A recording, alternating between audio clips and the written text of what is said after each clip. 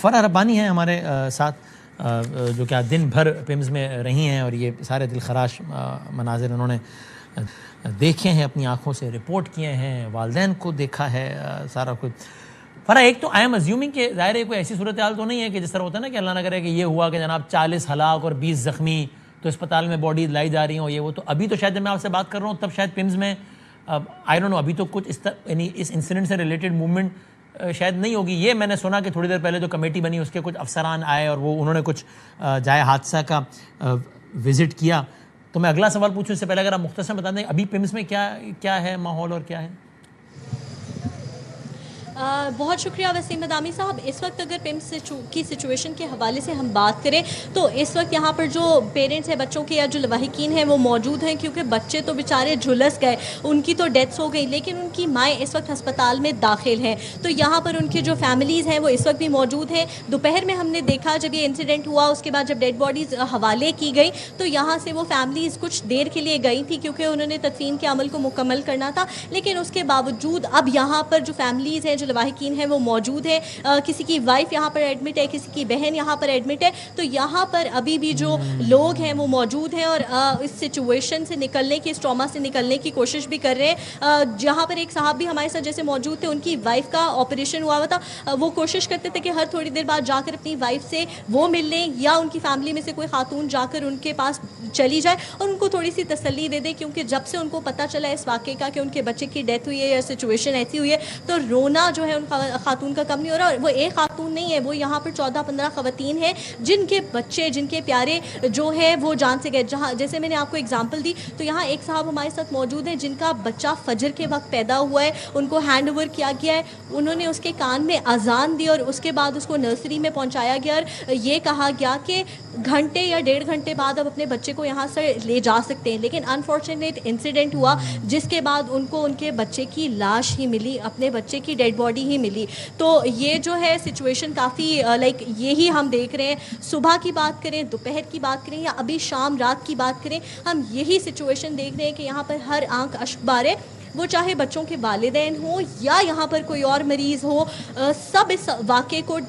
کہہ لیں ڈائجسٹ کرنے کی کوشش کر رہے ہیں کہ آخر یہ انسیڈنٹ کیا ہوا۔ اچھا، اس ٹائم مجھے ایک موقع ملا کہ میں اس جگہ کو جا کر دیکھ کے آ سکوں، وہ سمجھ سے باہر تھی وہ سچویشن کہ ایک ایک چیز وہاں پر ایسے لگتا ہے کہ راکھ کا ڈھیر بن گئی ہے۔ اگر ہم سیلنگ کی بات کریں تو وہ نظر نہیں آ رہی ہے، وہ ختم ہو گئی ہے۔ ہم وہاں کے اکوپمنٹ کی بات کریں تو وہاں پر بھی ہمیں کچھ نظر نہیں آ رہا، ہمیں کچھ دکھائی نہیں دے رہا، ہر چیز راکھ کا ڈھیر بن گئی ہے۔ پھر انفارچونیٹلی یہ ہوا کہ ہمیں کچھ بچوں کی تصاویر دیکھنے کو ملی۔ پہلے یہ کہا جا رہا تھا جی دم گھٹنے سے بچوں کی ڈیتھ ہوئی ہے، لیکن وہ تصاویر دیکھ کر مطلب امیجن کرنا یا اس کے بارے میں بات کرنا بھی بہت مشکل ہے کہ وہ چھوٹے چھوٹے بچے، نومولود بچے ہیں جن کے جھلسے ہوئے جسم میں جب ان کے والدین کو ان کے حوالے کیے گئے، ان کے ہاتھوں پہ نیم بینڈز لگے ہوئے تھے لائک ان کے پیرنٹس کے، ان کی والدہ کے، تو ایسے انہوں نے اپنے بچوں کو آئیڈینٹیفائی کیا ہے کہ یہ میرا بچہ ہے۔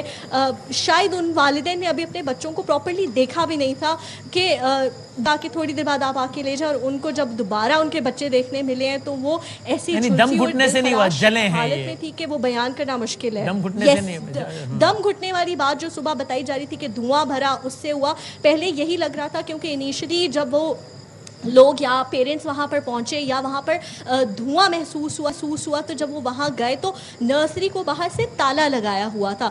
اپنی مدد آپ کے تحت پیرنٹس نے اس تالے کو، اس جگہ کو توڑا، دروازے توڑے۔ جب دھواں بہت زیادہ آنا شروع ہو گیا تو جو بلڈنگ کی کھڑکیاں تھیں ان کھڑکیوں کو توڑا گیا تاکہ وہ دھواں جو ہے وہ تھوڑا ختم ہو تو کوئی چیز دیکھی جا سکے۔ جب وہ دھواں ختم ہوا اور اس کے بعد اس کمرے کا دروازہ کھولا گیا تو وہ منظر کسی کے بھی بیان کے قابل نہیں ہے، کیونکہ وہاں پر جھلسے ہوئے جسم پڑے تھے نومولود بچوں کے۔ جو ہماری پیرنٹس سے بات ہوئی، جو ایک والد ہمارے ساتھ موجود تھے، ان سے جب ہماری بات ہوئی تو انہوں نے کہا کہ میں سب سے پہلا بندہ تھا جس نے وہ دھواں نکلتے ہوئے دیکھا، اور میں نے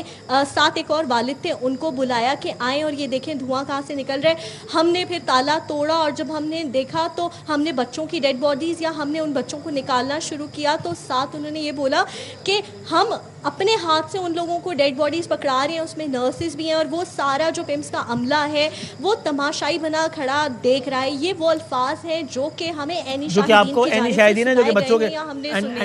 فرح، میں actually I conveniently ignored the fact کہ میں تو واقعی سمجھا تھا کہ ابھی تو اس جگہ پہ کچھ ہوگا ہی نہیں، لیکن یہ تو میں بھول ہی گیا کہ اس میں تو کچھ گھنٹوں والے بچے بھی ہیں، تو ان کی تو مائیں ابھی ایک اسپتال میں ایک طبی عمل سے گزر رہی ہوں گی، تو وہ تو ابھی ایڈمٹ ہوں گی، اور وہ اللہ جانے وہ کس عالم میں ہوں گی اس وقت. اور اب میں کس طرح پوچھوں کہ اب یہ سارے یعنی یہ بچے باڈیز جو ہیں ان کی وہ موو ہو گئی ہیں، اور وہ کیا ہے آپ کو علم ہے کہ تدفین ہو گئی ہے یا کیا ہے؟ بالکل ایسا ہی ہے. صبح تقریباً 6:45 بجے کے قریب یہ واقعہ ہوا. اس کے بعد تقریباً 10 سوا 10 سے 10:30 کے درمیان میری کیونکہ خود عیدی ذرائع سے بات ہوئی اور ان کی جانب سے یہ بتایا گیا تھا. اچھا ہمیں بھی سب سے پہلے یہی پتہ چل رہا تھا جی کہ گیس جو ہے وہ دھواں بھرنے کی وجہ سے ہوا، جھلسنے کی بات نہیں ہے. سب سے پہلے شاکنگ نیوز اس ٹائم آئی جب عیدی ذرائع کی جانب سے ہمیں یہ بتایا گیا کہ وہ ایک اسپیشل بیگز ہوتے ہیں جس میں جھلسی ہوئی ڈیڈ باڈیز کو یا خدا نخواستہ کوئی ایسی بیماری ہو ان ڈیڈ باڈیز کو رکھا جاتا ہے. ان کی جانب سے یہ بتایا گیا کہ ہم نے وہ 14 بیگز اور ساتھ میں وہ تابوت یہاں پہنچا دیے. تو وہاں سے شاکنگ کہانی شروع ہوتی ہے.